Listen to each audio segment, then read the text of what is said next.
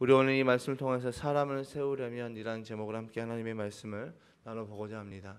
여러분, 우리 교회가 지금 힘쓰고 있는 것이 무엇입니까? 우리 교회의 사명을 따라서 힘쓰고 있는 것이 교회적으로 보면은 영혼 구원에서 제자 삼는 것이지요.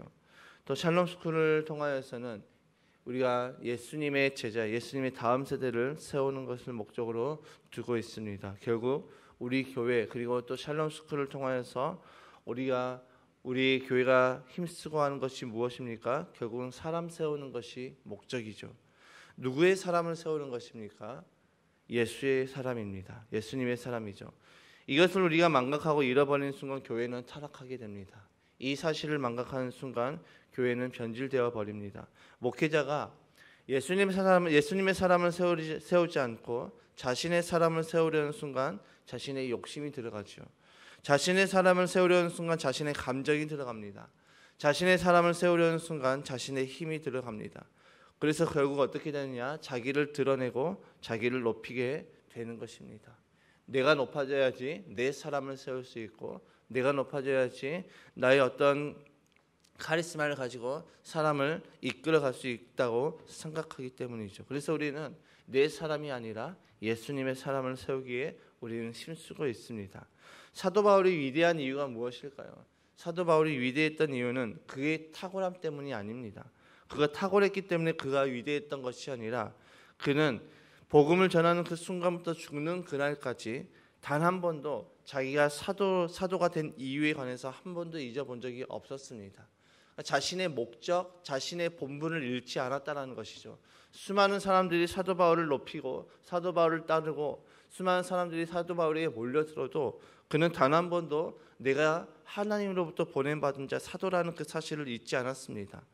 자기가 위대해서가 아니라, 자기가 위대해서 지금 이 많은 사역들을 감당하는 것이 아니라 모든 것이 하나님의 은혜였음을 잊지 않았습니다. 죽는 그 순간까지도 그는 하나님의 거룩한 종, 하나님의 사도였음을 잊지 않았다는 것이죠. 그래서 그는 자신의 서신에서 나의 나된 것은 하나님의 은혜였다라고 고백하고 있고, 그는 자신의 서신에서 끊임없이 자기 자신을 낮추는 그 고백을 드리고 있습니다. 나는 죄인 중에 괴수다. 나는 모든 사람들 중에서 가장 악한 죄수다라고 이야기를 하면서 하나님 은혜 앞에 자신은 한없이 약한 존재임을 드러내고 있습니다.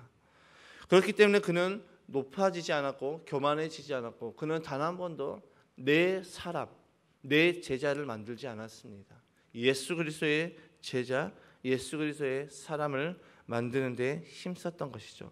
오늘 본문에서 바울은 복음의 일꾼이 된 후 자신의 지금까지 했던 일들에 관해서 언급을 하고 있습니다.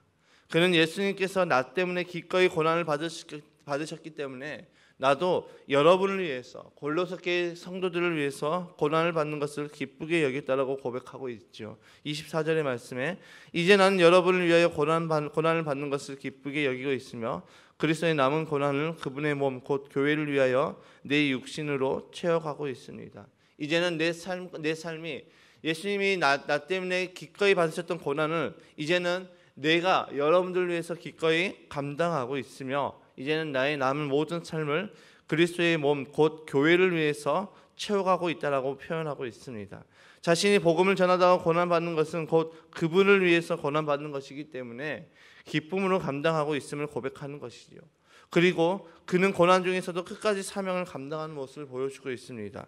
25절의 말씀에 나는 하나님께서 여러분을 위하여 하나님의 말씀을 남김없이 전파하게 하시라고 내게 맡기신 사명을 따라 교회의 일꾼이 되었습니다 라고 표현되어 있죠. 자기가 왜 교회의 일꾼이 되었는지를 분명하게 알고 있습니다. 내가 무엇 때문에 교회의 일꾼이 되었는지를 알고 있다는 것이죠. 오늘날 교회들이 이 사명을 잃어버렸기 때문에 세상으로부터 지탄을 받고 있습니다. 그리스도인들이 이 사명을 잃어버렸기 때문에 내가 왜 교회의 일꾼이 되었는지, 내가 무엇 때문에 부르심을 받았는지, 내가 무엇 때문에 복음의 증인으로 보냄을 받았는지 이것을 잃어버렸기 때문에 세상으로부터 지탄받고 손가락질받고 조롱받고 있습니다. 바울이 고난 중에도 끝까지 놓지 않았던 것은 다른 것이 아니라 사명을 놓치지 않았던 것이죠. 2주 전에 우리는 연한을 던지자라는 그 제목으로 하나님의 말씀을 통해서 은혜를 받았습니다. 재난 상황이 오고 고난 상황이 올 때 우리가 붙잡아야 될 것은 이것이 도대체 누구의 책임이냐라는 것이 아니라 우리는 그 상황에서 우리의 사명을 다시 한번 재점검하고 사명을 붙잡아야 된다고 말씀을 드렸습니다. 여러분, 사명을 놓치지 않은 사람은 흔들리지 않습니다. 사명을 잃어버리지 않은 사람은 어떤 상황이 와도 흔들리지 않습니다. 다시 말해서 사명을 붙잡은 사람은 두려워하지 않는다는 것이죠. 사명이 있는 사람은 어떤 상황에서도 그 사명을 위해서 감당한다는 것입니다. 바울이 그런 모습을 정확하게 보여주고 있죠. 감옥에 갇혔습니다. 복음을 전하다가 감옥에 갇혔습니다. 이 정도 되면은 이제 바울도 난 모르겠다라고 이제 포기할 만도 합니다. 그런데 그는 끝까지 고난 중에서도 기쁨을 고백하고 내가 기뻐하는 것은 내가 사명을 아직도 잊지 않았기 때문임을 분명하게 보여주고 있습니다. 자신의 사명을 통해서 골로새 교인들이 변화되었음을 바라보았고 그는 그 상황 때문에 그 모습을 바라보면서 끝까지 사명을 감당할 수 있었다는 것이죠. 26절의 말씀에 이 비밀은 영원 전부터 모든 세대에게 감추어져 있었는데 지금은 그 성도들에게 드러났습니다. 복음의 능력이 그 성도들, 즉 골로새 교회 성도들에게 드러났고 그 복음을 통해서 그들이 변화되었음을 고백하고 있지요. 여러분, 바울이 정말 고난 중에서도 기뻐할 수 있었던 이유가 무엇입니까? 예수 그리스도의 복음 때문에 변화되는 사람들을 바라보면서 하나님 나라의 확장을 바라보면서 그는 기뻐하고 감사할 수 있었던 것이죠. 그는 어떤 상황에서도 사명을 놓치지 않았던 것입니다. 바울이 끝까지 사명을 놓지 않고 감당했었던 이유가 무엇일까요? 바울이 왜 감옥에서까지 기도하며 감옥에서까지 이 서신을 적으면서 교회를 세우고 사람을 세우고자 했을까요? 28절의 말씀에 보면 바울은 이렇게 고백합니다. 모든 사람을 그리스도 안에서 온전한 사람으로 세우기 위함이다 라고 표현하고 있죠. 바울이 끝까지 사명을 감당하는 것, 고난 중에서도 사명을 감당하고 고난 중에서도 기도하고 고난 중에서도 이 서신을 쓰면서 교회를 다시 재정비했던 그 이유는 무엇입니까? 이 복음을 통하여서 모든 사람을 그리스도 안에서 온전한 사람으로 세우기 위함이라고 세우기 위함이었습니다. 그리고 바울은 그 일을 감당하는 데 있어서 자신의 능력과 힘이 아니라 다른 것을 의지하고 있다라고 표현하고 있죠. 29절의 말씀이 바로 그 말씀입니다. 이 일을 위하여 나도 내 속에서 능력으로 작용하는 그분의 활력을 따라 수고하며 애쓰고 있습니다. 바울이 자신이 알고 있던 지혜로 자신의 능력으로 사람을 세웠던 것이 아니라 내 안에서 내 속에서 능력으로 작용하시는 그분의 활력, 즉 성령님을 따라서 사람을 세우기 위해서 수고하고 애썼다는 것이죠. 사람을 세우는 방법이 무엇입니까? 여러분, 우리가 오늘 말씀의 제목같이 사람을 세우려면 우리는 어떻게 해야 될까요? 나의 노력과 나의 방법이 아닌 나의 지혜가 아닙니다. 성령의 능력과 성령의 지혜를 의지해야 되는 것이죠. 하나님의 지혜를 의지해야 되는 것입니다. 그래서 바울은 28절에 이렇게 고백하고 있죠. 우리는 이 그리스도를 전합니다. 우리는 모든 사람을 그리스도 안에서 온전한 사람으로 세우기 위하여 모든 사람에게 권하며 지혜를 다하여 모든 사람을 가르칩니다 라고 표현하고 있죠. 여기서 말하는 지혜는 인간의 지혜가 아닙니다. 우리의 지혜가 아니죠. 위로부터 부어지는 하나님의 지혜입니다. 성령님께서 부어주시는 하나님의 지혜이죠. 그렇기 때문에 사람을 세우는 일에 가장 먼저 우선시 되어야 될 것이 무엇이냐? 바로 기도라는 것입니다. 기도가 우리 안에 먼저 우선순위 되고 또 기도를 통하여서 깨달았던 그 하나님의 말씀 복음을 통하여서 우리는 사람을 세워나가는 것이죠. 샬롬스쿨에서 교사를 세울 때 우리는 그 사람의 스펙과 경험을 보지 않습니다. 그가 어떤 경험이 있었는지 어떤 스펙을 가지고 있었는지 보지 않습니다. 무엇을 봅니까? 얼마나 그 사람이 기독적인가를 바라봅니다. 얼마나 그 사람이 기독적인 그런 가치관을 가지고 있는 것인가를 바라본다는 것이죠. 왜일까요? 한 사람을 세우는 것은 치열한 영적 전투이기 때문입니다. 여러분, 한 학생을 하나님의 사람으로 한 사람을 예수 그리스도의 제자로 세우는 것은 그냥 세워지는 것이 아닙니다. 치열한 영적 전투입니다. 그 한 사람을 세우기 위해서는 엄청나게 많은 기도가 필요합니다. 기도 없이 사람을 세운다? 기도 없이 학생을 변화시킨다? 절대 불가능하지요. 공교육에서는 지적에서 안 바뀌면 포기해 버립니다. 더 이상 신경 안 씁니다. 문제아로 낙인 찍고 쟤는 안 되는 아이야 라고 해서 그냥 포기해 버립니다. 그런데 샬롬은 그 학생이 바뀔 때까지 교사가 붙어 있어야 되죠. 그 학생이 바뀔 때까지 교사가 기도해야 되는 것입니다. 처음에는 내 기준과 내 방식으로 내 생각으로 지적하고 바꿔보려고 하지만 그것이 되지 않습니다. 결국 기도하게 되는 것이죠. 그렇기 때문에 기독 교사를 뽑는 것입니다. 얼마나 그가 기독교적인 가치관을 가지고 있는가, 얼마나 그가 믿음의 사람인가를 바라보면서 뽑는 것입니다. 목회 사역을 하다 보면은 때로는 성도님들의 그런 부족한 부분들을 부족한 부분들이 보입니다. 처음에 저는 그 부분을 바라보면서 지적했습니다. 그렇게 하면 안 된다라고 지적했고 정답을 알려줬습니다.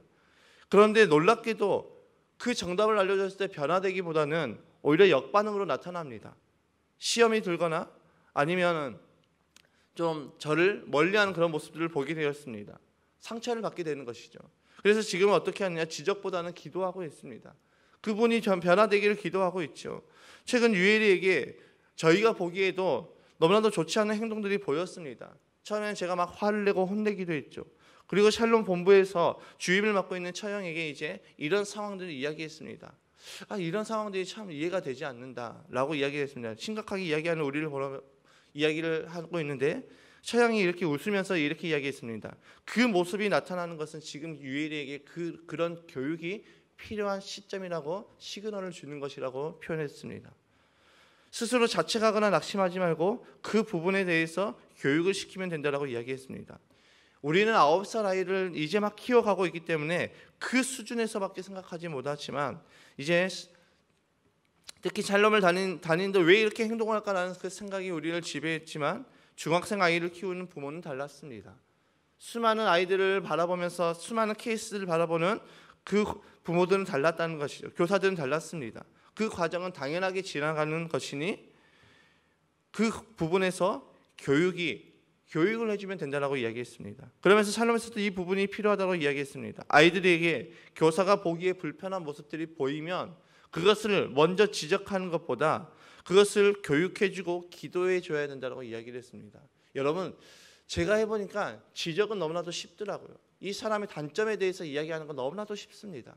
그 사람이 잘못하는 것에 대해서 정답을 이야기하는 건 너무나도 쉽습니다. 그러나 그 사람에 대해서 기도해주고 그 사람의 단점을 찾는 것이 아니라 그 사람이 무엇을 잘하는지 칭찬거리를 찾는 것은 너무나도 어렵다는 것입니다. 그래서 우리에게는 성령님의 능력이 필요합니다. 그래서 우리는 기도가 필요하다는 것이죠. 여러분, 기도하지 않고 사람을 보면 단점이 먼저 보입니다. 기도하지 않고 사람을 보면 그 사람을 먼저 지적하고 있는 우리의 모습을 보게 되어집니다. 그 이야기를 들으면서 저는 목회 사역에도 이 모습이 필요하다는 것으로 주님의 음성으로 들렸습니다. 그 이야기가 저는 주님의 음성으로 들렸습니다. 내가 목회 사역을 할 때 이 부분이 나에게도 필요하겠구나라는 것으로 깨달아졌습니다.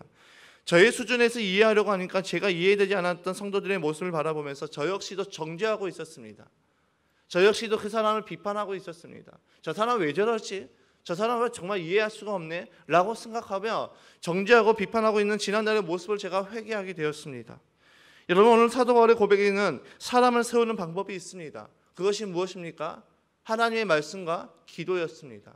사람을 세우는 방법은 사도 바울이 지금까지 배워왔던 그런 세상적인 학문으로 사람을 세웠던 것이 아니라 그는 하나님의 말씀, 즉 예수 그리스도의 복음, 이 비밀이 그들에게 전해지니 그들이 변화되었고 또 그들을 위해서 기도하는 그들의 이 사도 바울의 기도가 있었기 때문에 그들은 사람을 하나님의 사람으로 온전히 세울 수 있었다고 표현하고 있습니다.